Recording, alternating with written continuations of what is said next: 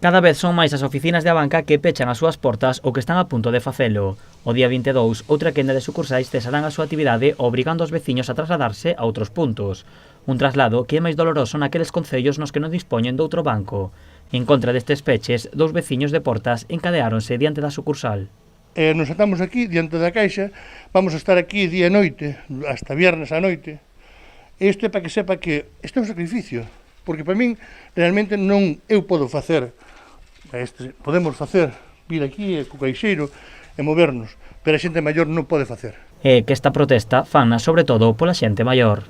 Isto que nos van, porque isto é matar a mitad da xente. Eu, esta semana, vin chorar a xente maior porque non sabía como iba a facer para chegar a Caldas para poder cobrar.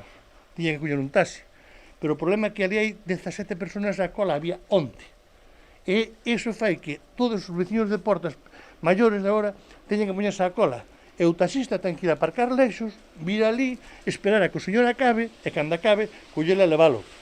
Eso vai valer un miñeiro.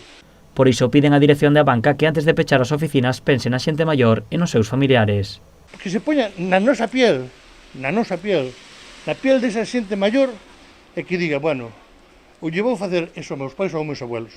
E se el está de acordo en que lle pode facer eso, eu tamén estou de acordo en sacar as cadenas xa. Os dous veciños, Roberto Vázquez, exalcalde de Portas, e Manuel Becerras, contan co apoio da veciñanza. Cada certo tempo reciben unha visita con bebida ou comida. Estarán aí ata o venres sen moverse. Esta xente acaba de marchar unha señora daqui que nos iríamos a buscar café. Hai xente que nos está dicindo que nos van a traer de comer. O baño vamos a ir aí de frente á Cámara Agraria. Temos cadenas suficientes, hai un baño aí, e iremos aí ao baño. Eso non será o problema. O problema non é eso. O que suframos nós non vai ser problema. Ao final vamos a sufrir 3 días, 4 días.